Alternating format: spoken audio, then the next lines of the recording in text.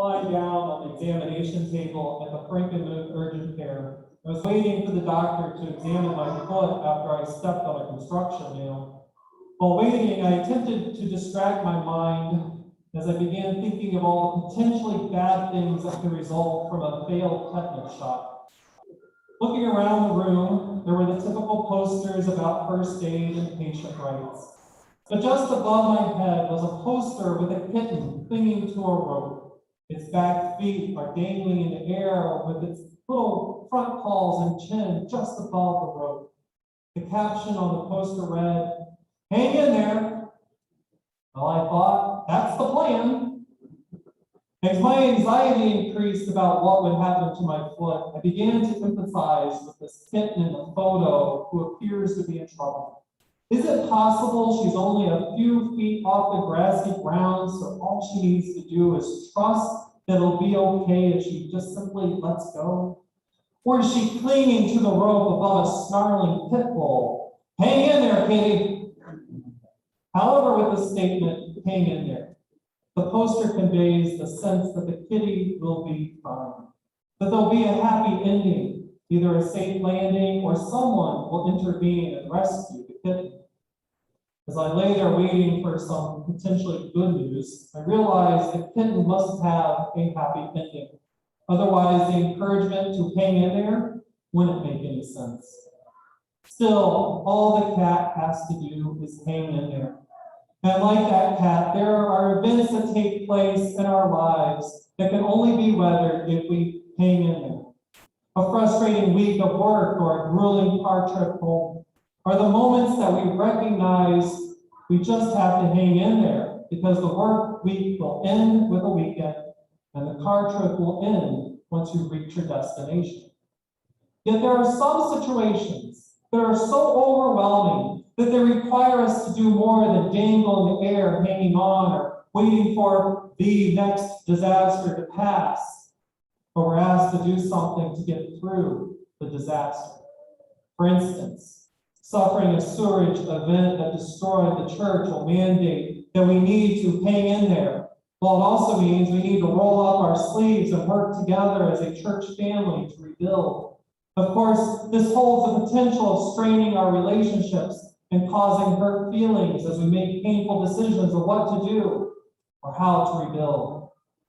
However, I'm reminded by my classes at the Lombard Peace Institute, which encourages and enforces our need to withhold judgment of each other while exercising forgiveness, giving mercy and grace. We must recall that the sewerage event is the true enemy, and that none of us is the enemy. None of us are intentionally out to cause harm to anyone, but we must recognize that some of the hurt and anger we experience inwardly is caused by our own grief and loss. It is challenging, but when we recognize our grief or identify what's causing that pain, we can stand together, recalling that most of us are grieving from a similar thing. Naming our grief, we have the ability to stand together so we can recover from our grief and loss, just as we recovered following the attack of Al-Qaeda terrorists 20 years ago. The act of terrorism on 9/11 drew us together. Flags are added to car windows so they flew high in the wind. The motto, "United we stand," appeared everywhere, and churches were packed. Though September 11th was a day of horror, it resulted in pulling us together in a beautiful way. The words from the prophet Isaiah are appropriate for this 9/11 anniversary, as well as our struggle with the sewerage event here at church. For his words not only point us to the future, they also name the challenge that lies before us. Isaiah writes, "The Lord God helps me, therefore I have not been disgraced. Therefore I have set my face like flint, and I know that I shall not be put to shame." These words from Isaiah matched our national attitude displayed days and weeks after 9/11. And these words remind us that this attitude is needed again as we stand united, as we recover and rebuild our church. Primarily, I recall the morning of 9/11, After the planes took down the towers, many of us were in seminary. And in seminary, we joined together in prayer, praying in earnest, petitioning God to help, and we found that God upheld us. Once again, the challenges we face for our church call on us to turn to God for help. And recognizing that God has never failed us, we will see that God will uphold us again. In addition, as we see God work wonders with this situation, it will take more than us merely hanging in there. It will also require us to roll up our sleeves, invest some sweat and blood equity, and to put in this, our restoration efforts, which, by the way, is our call as Jesus' disciples. He calls on us to be servants. And often when we think about servanthood, we think about persons who are called to be pastors or deacons or lay leaders. Yet in the book of Acts, it is revealed our call goes beyond these, as our call to be servants also includes the call to be cooks, care providers, and tent makers, or perhaps in this case, church restoration builders. Following Christ, we are called to work as teachers, peacemakers, who focus on grace and mercy.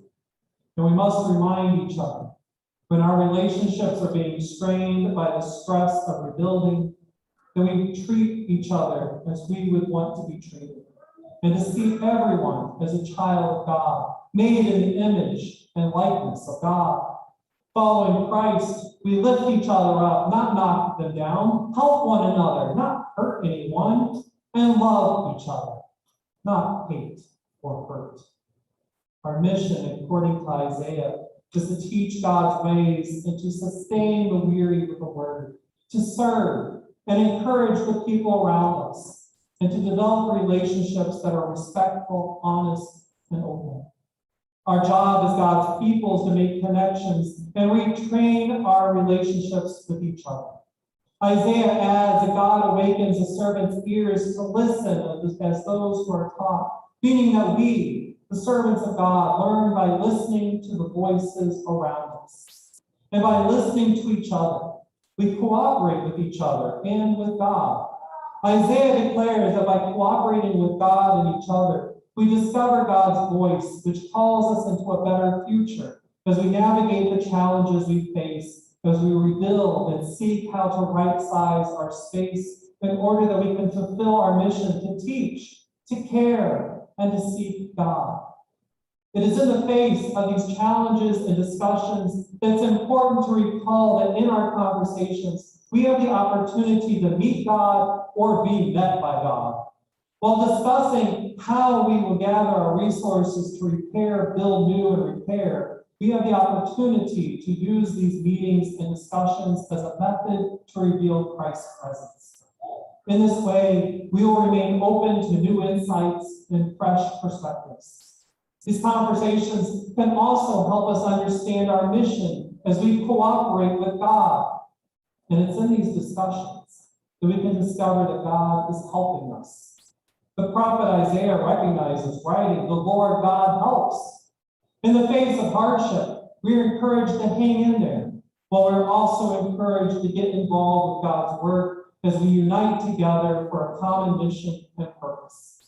In the face of struggle that tests our friendships and relationships, we're encouraged to recall that Jesus embodied the confidence of a servant as he set his face toward Jerusalem, and he led his disciples through a troubled world.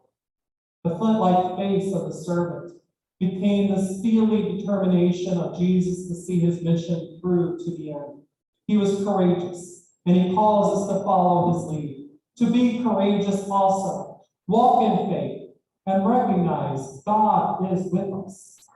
As we walk in faith and rely on God to hold us united, we are assured by the prophets and by our faith journey that God will assist us, God will lead us, and God will help us stand together.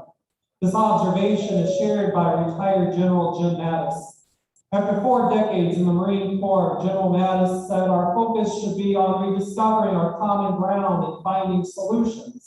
And God will help us with this if we allow it. This weekend, as we recall the anniversary of 9/11, and today we celebrate our return indoors, after COVID threatened our well-being. Today, we are reminded of our mission in the world, and we are reminded to rely on God, to work with God, and to trust that God will help us. 20 years ago, the motto, "United we stand," is relevant today more than ever. This is the time for us to do so. We didn't let COVID defeat us. We will not allow a sewage event to defeat us either. For we are encouraged to do more than hang in there. We are encouraged to rebuild, and we will rebuild, and we will do it together, recognizing that God remains with us and gives us the strength and courage. Dreams and visions will be received about what this place can look like, just as God gives us dreams and visions and gave us dreams and visions 20 years ago. So on September 12th, we as a nation supported each other. And we got creative as we set our differences aside and worked as Americans and as Christians. Today, 20 years later, we have an opportunity to make a difference for our own church and our Christian faith commitment. Today, we have an opportunity to encourage and embrace each other as we follow God into our next and new chapter together. One of the cool things that Paul taught me recently, or maybe it was a couple of years ago, the key phrase for us is this: connected. We are connected to each other together. Together, we will see God's activity, and we will be blessed as we hang in there, roll up our sleeves, and cooperate with God and each other to ensure that Grosse Pointe Congregational Church remains vibrant, vital, and precious.